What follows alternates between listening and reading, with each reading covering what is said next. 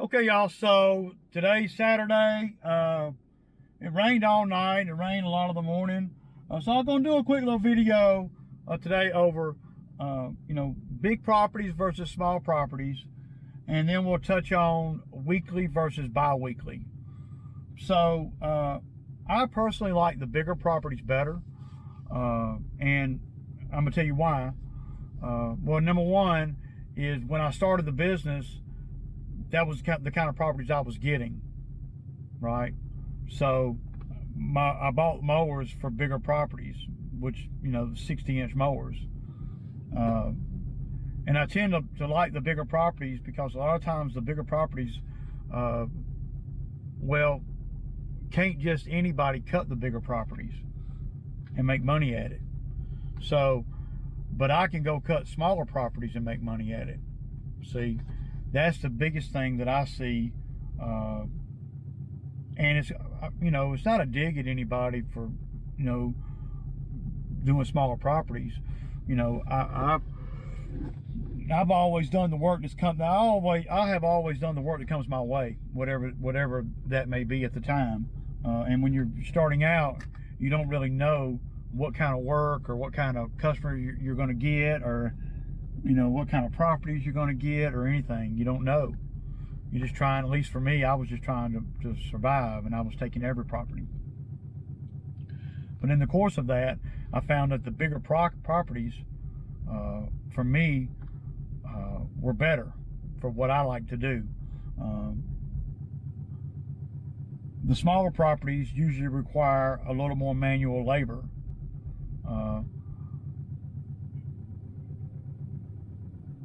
And this is just my opinion, and based on some of my experiences with the smaller yards. In the beginning, I would do every yard. But then I found that the smaller yards don't value me as much because, well, they got, 2,000 square feet, and anybody can cut that, right? You don't have to have no special equipment or nothing. But can't just anybody go cut 5 acres or 4 acres and make money at it. Anybody can cut it, but can they do it in a time and fashion and make money at it? Well, maybe so, maybe not. But I've also found that customers, small property customers, they're a lot more picky, right?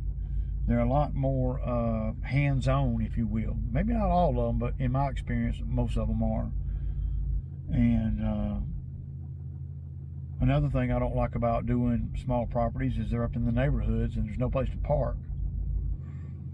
Another thing I don't like about small properties is, the competition is fierce, and you'll lose a property over $5. I just don't like working in those confined areas. I'm not saying I won't, but it's not something that I'm looking for. Somebody could call me from some of the neighborhoods, and I'm not going up in the neighborhood. I'm not even going to go look at them. Now used to I would. That's just a couple of things about the small properties that I don't like versus the big properties. The big properties are usually wide open space, plenty of parking, not as much detail. You don't have, Johnny homeowner peeking out the window at you, or Karen homeowner peeking out the window at you, watching the clock. You don't have the neighbor peeking out at you, making sure you ain't blowing grass into his part of the yard or whatever. And there's plenty of parking. So now let's talk about weekly versus bi-weekly. Where I'm at here in Georgia, just south of the airport, everybody does bi-weekly. No one does weekly. I don't want to say no one. There are guys and people that would have me do weekly, but usually if I go to those weekly, it usually doesn't need them, and then I'm just going over the property that don't even really need mowing, but I'm making money. And usually they have to insist that I do it weekly, because I like to do bi-weekly. I can make money in either scenario. I can make a living in either scenario as long as I know. I don't like having, 30, say you got 30 customers and that like weekly, right? And you're going every week. Well, you don't have to have as many customers as somebody like me that's going every 2 weeks. So you could probably get away. If you're doing the yards weekly, you could probably make a living. It's according to the size, and there are some variables there. You could probably make a good living with 50 customers, give or take. Probably could.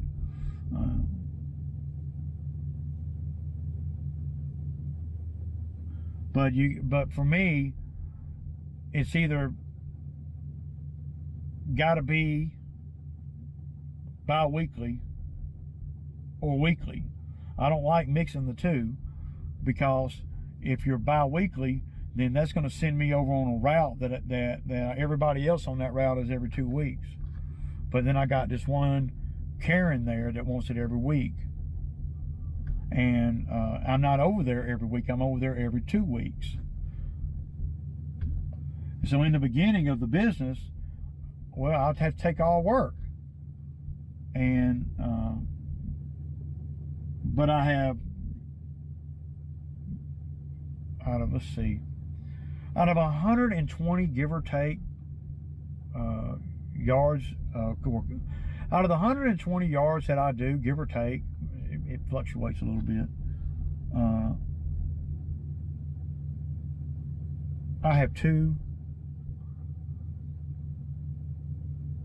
of those jobs require a push mower, and none of them require weekly mowing. I just dropped the one that did. Well, they moved, and the new owner wanted me to, I don't even want to do it no more, because that weekly is a thorn in my butt when you look at how I've structured things. Not that it's right or wrong, but that's how I built the business. Ever since 2008, I built the business on the bi-weekly and the big cuts. Not because I was strategic and thinking all that. No, that's because that's the work that came in that was available in the beginning, and that still holds true today.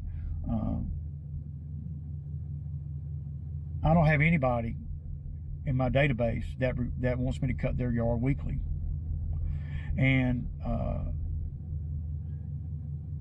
if I did, I'm going to try to get away from that. Well, Ray, you're leaving money on the table. I might be leaving some money on the table like that, but you're really screwing with my efficiency. And I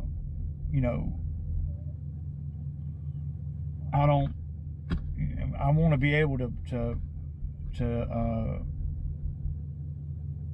well, bi-weekly keeps me efficient because everything's based on that.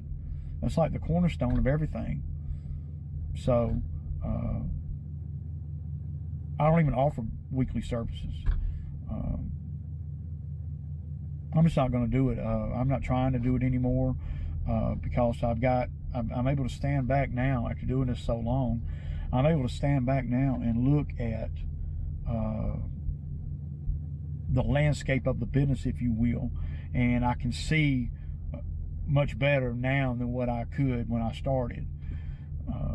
So now I see where my routing is, and I see what jobs I want to do on this route, on that day, on that route, on that day.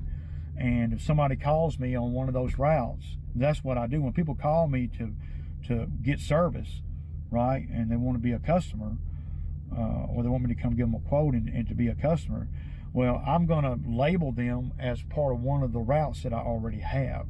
I'm not creating a new route for one customer now, because that it's got to be a part. I got to add it on to a route we're already doing, and then if I want to break that route in half or something or whatever, then I can look at that. But in the beginning, when they tell me they're Fayetteville, so they're going to be on the Fayetteville day. When they tell me they're in Sharpsburg, they're going to be on the Sharpsburg day, and so on and so on. If I do the yard, if we can come to an agreement on money, and if everything goes like I want it to. But what that's done, y'all, right or wrong, it's made me have to have maybe not twice as many customers as somebody that does it weekly, but a significant amount more customers required to make the same money, right? And so that's going to cost you a little bit. But see, the more customers you got, the more work you're probably going to get too. You know, if I had as many customers as I got now, and I tried to do them all weekly, and they all were going for it, right? There wouldn't be enough time in the week to do them all. Not based on the way I'm set up right now. Now I know if I buy a truck and got a qualified guy to run the truck, that him and another guy could go and do a lot. But what having so many customers has done is helped me on minimizing my marketing money. I don't have to spend money on marketing because I got so many customers. There's always something to do if I want to. So that's a part of it. And I have also found that customers that are on the smaller properties, they're the ones that more than likely like or would want weekly service. And those are the same customers that's not going to give me any skid steer work. They're not going to give me anything outside of just, well, mow and blow, right? You get customers that are on some acres, you can get a lot of other work. Now, a lot of my customers, they don't have great big acres, but they got bigger than 2,500 square feet. They might be an acre, maybe 2 acres. And in a lot of places, that's a big property. But out here where I live at, that's an acre is pretty norm, you know. My property here is 1.3 acres. And I don't live in no big affluent neighborhood or nothing. That HOA down here, their properties are 5 or 6 acres. So, but what that does is the more customers you got, the more likely you can stay busy in the winter. Now, if you're established and you got, you're doing 35 small properties a day on a weekly tip, then that's great. I mean, I think one guy was saying that and I can see where you could do that, right? Given the density and everything. But if I wanted to go cut small properties, I could do that and make money at it. I mean, I do it. I still do that. It's just not. It's not my target. But you'd have to ask yourself, if you're doing the smaller properties, could you pick up and go do 5 acres or 3 acres and make money at it? Because there's a different type of equipment that you need on the smaller properties. And once I started buying equipment and started doing the bigger properties, I never really even wanted to go back to the smaller properties. I've had to because, well, I'm in business, but it's not something that I strive to do. And based on the equipment that I have, I want the mowers and the equipment to do everything. I don't want the labor to do everything. I don't want to be picking weeds out of somebody's beds and stuff. I don't want to do all that. And when you get up in the little neighborhoods, that's what you get. And if you don't do them right, they'll fire you because they got 10 other people in there right down the street that are doing the other street. I mean, I could go in there and I can make money doing that without having to really buy any more equipment than I already have. But somebody that's doing that with a 36 or a 48-inch mower, they would have a hard time coming out to some of the big acres that I cut and making money. But that's not their target. And if they were to make money at what I do, they would have to spend money on a mower or 2. For me to make money at what they're doing, I wouldn't have to spend nothing, but I would just have to be focused on that. But my 60-inch mowers is by far, well, to me, a 60-inch mower is by far the most efficient size mower that you can get that can do just about everything efficiently. Can't get in no gate with it, but I got a 30-inch commercial for that, and those 30-inch commercial mowers are pretty freaking efficient.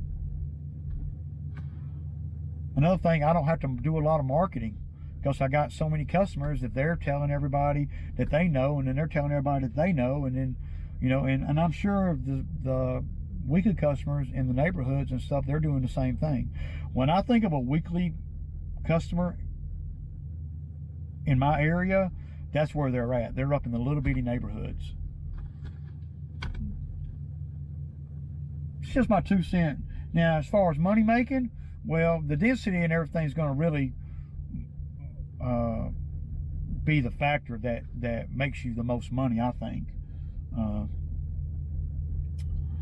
If I can take, you know, 2 guys and I don't have to do any marketing or anything, and I can take 2 guys and we can go do, well, me and another guy, we can go do $800 or $900 a day, and then the other truck do $400 or $500 every day, then I can live on that. I mean, I can.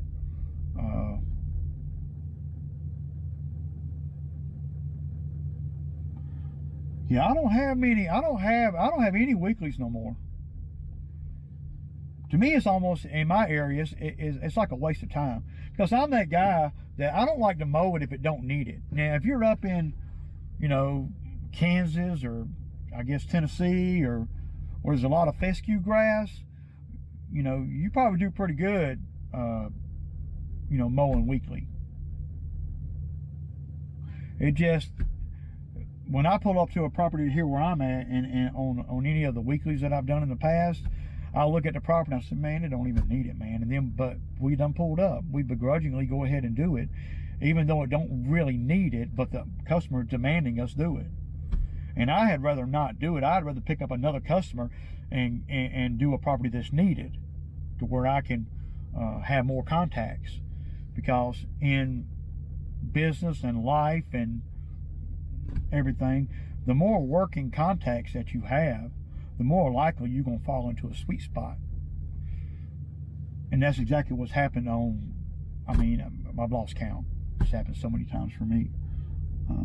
But that's my take on that. And there ain't nothing wrong with either one or not. There ain't nothing wrong with big properties, little properties. There ain't nothing wrong with either way you want to do it, man. It doesn't really, you know, it doesn't matter. I'm just saying the way that I built up, it would be, to me, based on the equipment I have and the labor capabilities I have, and all the little things, and the labor that I don't have, it's much more profitable and easy on my brain to do the big cuts. I couldn't imagine, and I've never done it. Well, I had about 6 one time on the street, but once I lost one of them, I lost them all. And maybe I wasn't doing, you know, I wasn't in my niche. I was, you know, I was, you know, rough cut kind of guy, having to do all this detail and stuff, and I didn't like doing it, man. You know, and the guys that work for me, they blowing grass in the beds when they shouldn't be. They ain't you know, doing the detail like they should, and it's a lot more training going on there too. But you know, somebody's got to cut it, and there's plenty of people that make money at it, right? Just not me. And I found that the smaller properties also don't give me any tree trimming and skid steer work either. You get on some of these bigger cuts where it's fields and you know, 3 or 4 acres, and they got like a compound, if you will. There's all kinds of skid steer work. Just about every big property I've done, I've made another thousands, you know, with tree trimming and skid steer work. And I wouldn't get none of that work if I wasn't doing the big properties. And if I was only doing small properties, I wouldn't get none of that the big work where I'm making $3,000 or $4,000 in a day or two. You know.